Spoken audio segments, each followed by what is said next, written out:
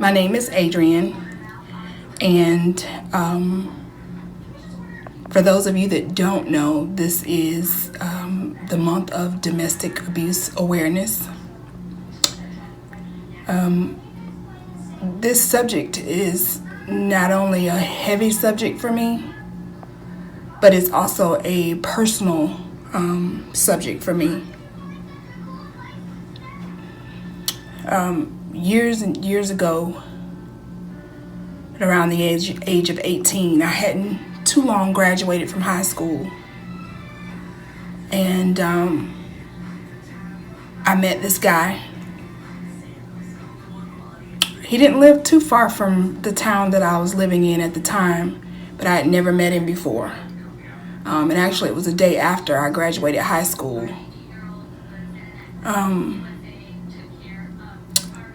The word that I would describe, he was very smooth, is one word. He was very persistent. He came off, not only to me, but to my mom and my sister, as a good guy. Now, mind you, coming up, I didn't have my dad in my life. So I never was able to actually see what the love of a man really was. So that right there was just a little taste of what I could expect, in future relationships with guys. It was, quite a while we were dating off and on. And initially, it was just kind of firm talk towards me about certain things. He was real jealous and possessive. Didn't really want anybody talking to me. Didn't want anybody around me. It started out like that. The first time that I actually was hit, I was slapped. Me being kind of fair-skinned, it actually, I had some bloodshot on the one side of my jaw for a couple days. Crazy thing is that initially I didn't see that was an issue, because shortly after it was, I'm sorry and that will never happen again. So of course, because at this point I felt like I was, in love at the time. What does me as an 18-year-old really know about true love? But I felt like I was. And so that first occurrence happened, and he apologized and promised that it would never happen again. Well, it did happen again. I even moved in with him and started living with him. Every now and then, little things would happen. I remember one occasion I was actually at his aunt's house with him, and something took place that he wasn't okay with. And I remember sitting on the floor, just casually talking, and all of a sudden, he came up behind me and grabbed me by the back of my hair and kind of dragged me through the house. Everyone was trying to, get him off of me. Again, later on, he apologized and came up with this excuse as far as, why he did what he did, or what made him upset, or what I said, or what I did.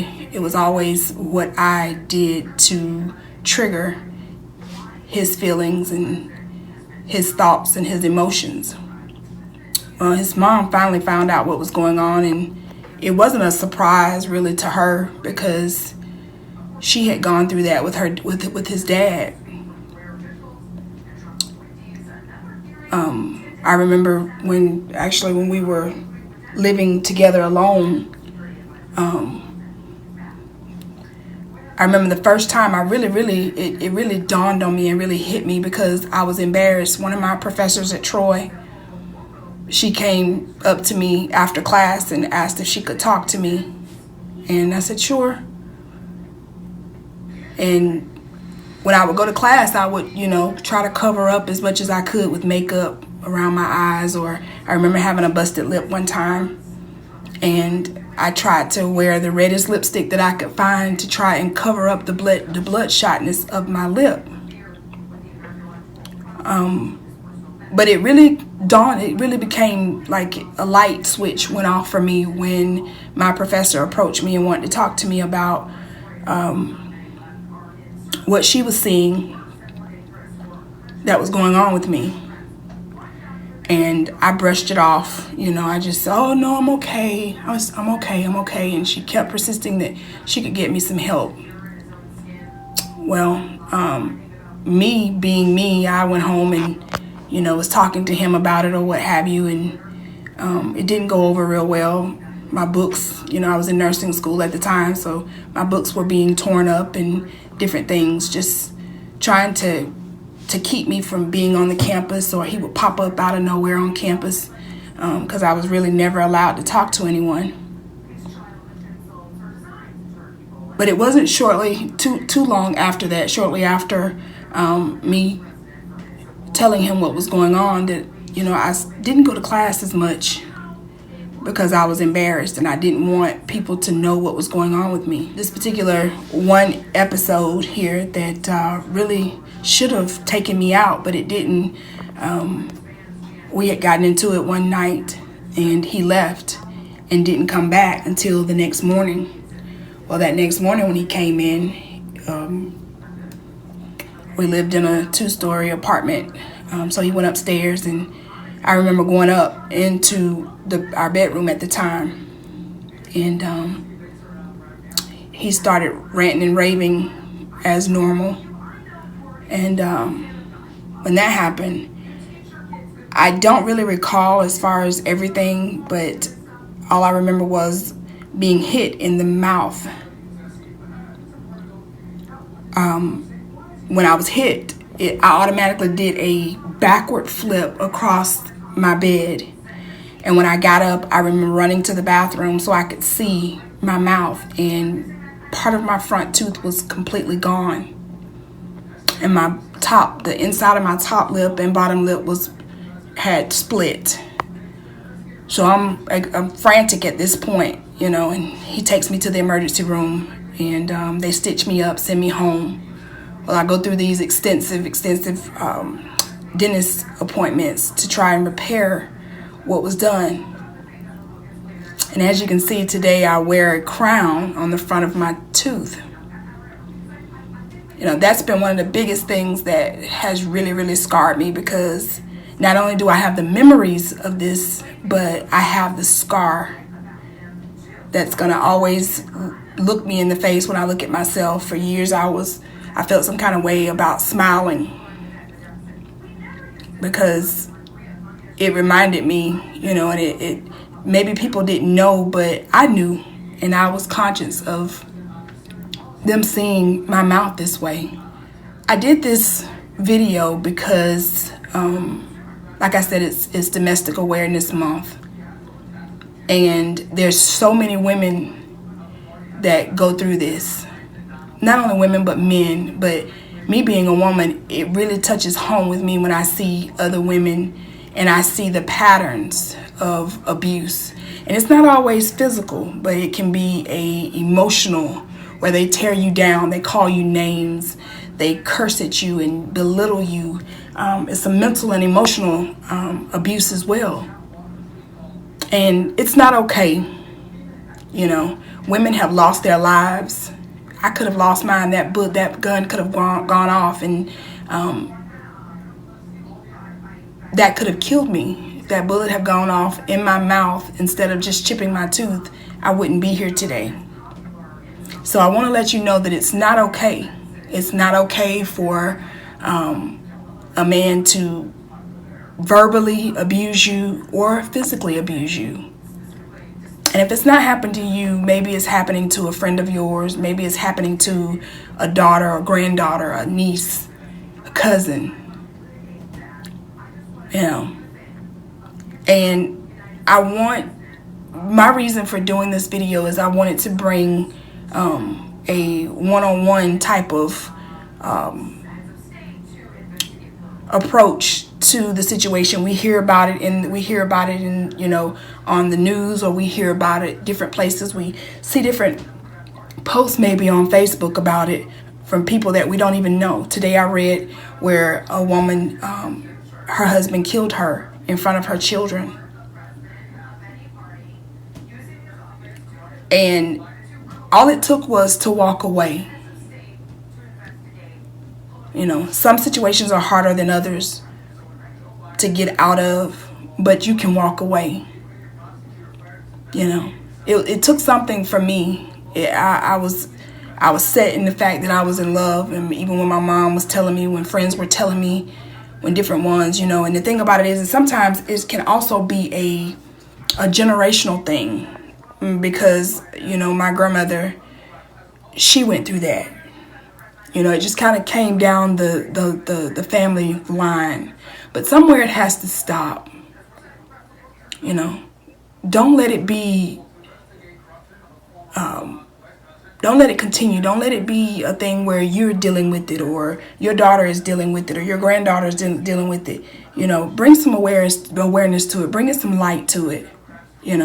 I hope that through my transparency today, because this is so heavy. It's so heavy for me.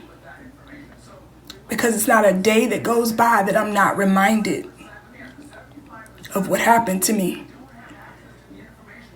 But I take responsibility for it, because if I had have listened, if I had have only listened to my mom, if I had have only listened to friends of mine that was trying to tell me, if I would have just listened to what I was seeing in the mirror, the scars that I had to walk around and carry, the embarrassment, the shame that I had to endure, things would have been different. They would have been so much different. So today I say it's not okay. It's never okay. That is not love. I don't care how they try to dress it up, put makeup on it, bring you gifts, apologize. It's never okay. Never.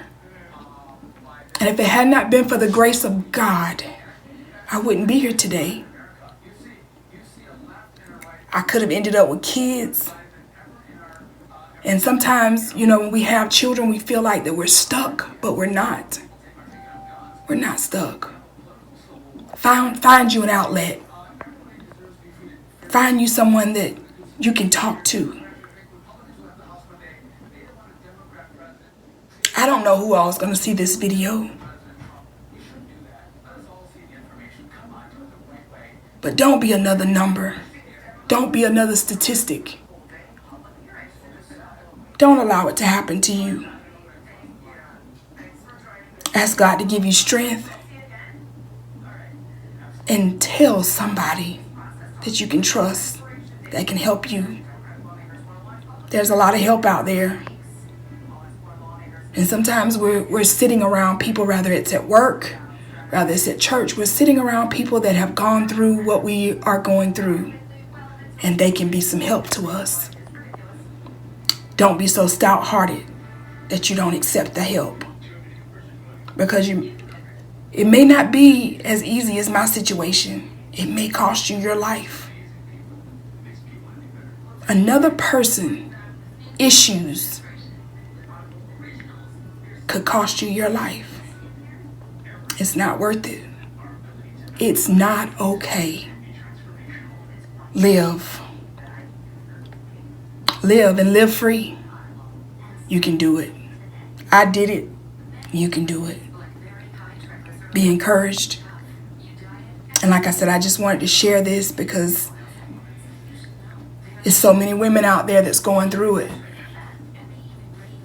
Even if you're a man, don't be so stout-hearted. If you've got a woman that's hitting on you, don't be so stout-hearted that you don't say something or get from under that mess. The enemy wants to take your life, and he'll use them to do it. Be blessed, be encouraged. And remember, it's no bad thing to say something and to get out of there. If you've got to leave everything that you know, everything that you have become accustomed to, if you got to walk away from it all, walk away. There's more stuff, but there's never another you. I hope that something I've said and help someone that can help to bring somebody out. I pray. And like I said, be encouraged, be blessed.